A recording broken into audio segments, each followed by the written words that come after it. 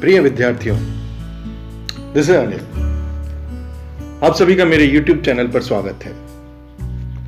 हम राजस्थान बोर्ड के हिंदी मीडियम के 12th क्लास के स्टूडेंट्स के लिए रसायन विज्ञान का पहला अध्याय ठोस अवस्था पढ़ रहे थे। 11 भाग हम इसके पढ़ चुके हैं। अब हम प्रारंभ करने जा रहे हैं इसका 12वां भाग। 12वें भाग में हम यह जानेंगे कि ठोसों का निबिड़ संकुलन क्या होता है, ठोस किस प्रकार से संकुलित रहते हैं। तो हम एक विमीय व द्विविमीय स्थितियों में ठोसों का निबिड़ संकुलन पढ़ेंगे। बात आती है कि निबिड़ संकुलन का तात्पर्य क्या है। इसका मतलब होता है कि ठोसों के जो अवयवी कण होते हैं वो एक दूसरे के बहुत अधिक समीप होते हैं, उनके मध्य का रिक्त स्थान न्यूनतम होता है। तो ठोसों के निबिड़ संकुलन में अवयवी कण एक दूसरे के बहुत समीप हैं और उनके बीच में रिक्त स्थान बहुत कम है। तो अब हम इसका अध्ययन करने के लिए ठोसों को गोलों के समान मानकर चलते हैं और अंतरिक्ष में उनकी किस प्रकार से व्यवस्था होगी इसको हम निम्न प्रकार समझाते हैं। सबसे पहले इसके लिए हम समझते हैं कि एक विमीय स्थिति में गोलों की व्यवस्था किस प्रकार से होगी। एक विमा का मतलब एक पंक्ति बनानी है। आप ठोसों को गोलों के समान मानकर चल रहे हैं। एक गोला लिया और उसके आगे गोले लगाते चले गए, जैसा आप चित्र में देख रहे हो। तो यहां एक गोले के ठीक सामने दूसरा गोला रखकर गोलों की एक पंक्ति बनाई जाती है। तो यह कहलाती है गोलों की एक विमीय स्थिति। ठीक है, ये एक विमीय स्थिति है। हमें क्या त्रिविमीय स्थिति तक जाना है। हम प्रारंभ करें एक विमीय से, अब हम बात करते हैं द्विविमीय स्थिति में। द्विविमीय स्थिति में गोलों की व्यवस्था किस प्रकार से है। तो उसमें हम बताते हैं कि एक पंक्ति के गोलों के सामने गोले रखकर हम गोलों की अन्य पंक्तियां बना रहे हैं, तो द्विविमीय व्यवस्था बनती है। अब यह भी दो प्रकार से बन सकती है। किस प्रकार से बन सकती है, ध्यान से देखो चित्र को। इन चित्रों के द्वारा हम इसको समझाने का प्रयास कर रहे हैं। नंबर 1, जिसमें गोलों के ठीक सामने गोले रखे गए हैं, ठीक सामने गोले रखे वो दूसरी पंक्ति बनाई, और एक जिसमें दो गोलों के बीच में एक गोला रखकर गोलों की दूसरी पंक्ति बनाई। तो ये दो प्रकार की व्यवस्था हो सकती है।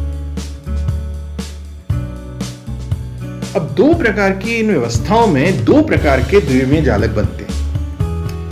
देखो, सबसे पहला कहलाता है वर्गीय जालक। अब समझो वर्गीय जालक क्या है। जब हमने गोलों की एक पंक्ति बनाई और उसमें गोले के ठीक सामने गोले रखकर गोलों की अन्य पंक्तियां बनाई और इसी व्यवस्था को दोहराया, तो आप देखो एक गोले को चार गोले स्पर्श करते हैं। चित्र में आप ध्यान से देखें कि एक गोले को चार गोले स्पर्श करते हैं, जिन्हें तीरों के माध्यम से दिखाया गया है। अब अगर हम इनके सभी के केंद्रों को मिलाएं तो एक वर्ग की आकृति बनती है, इसीलिए हम इसको बोलते हैं वर्गीय जालक। तो यह है वर्गीय जालक। यहां एक गोले को चार गोले स्पर्श कर रहे हैं, तो स्पर्श करने वाले इन गोलों की संख्या इसकी समन्वय संख्या या उपसह संयोजक संख्या कहलाती है।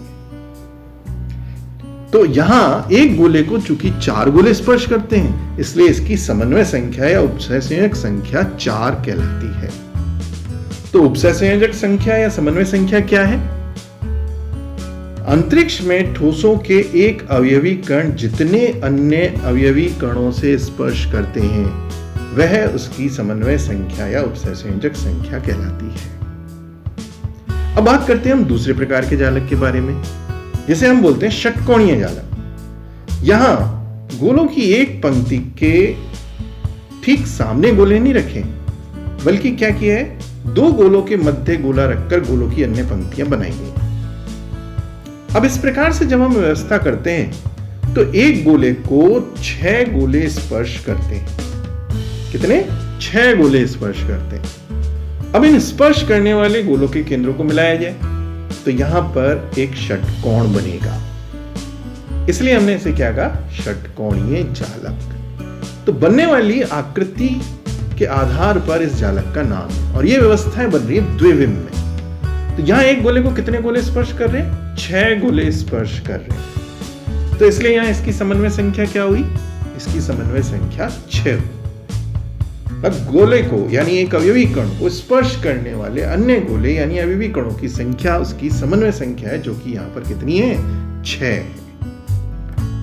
तो इस प्रकार से हमने ये जाना कि एक विमा में और द्विविम में अंतरिक्ष में अवयवी कणों को गोले मानते हुए उनकी व्यवस्था किस प्रकार से करते हैं। परंतु वास्तव में किसी भी ठोस के अंदर होती है त्रिविमीय संरचना, मतलब लंबाई चौड़ाई ऊंचाई सब होगा।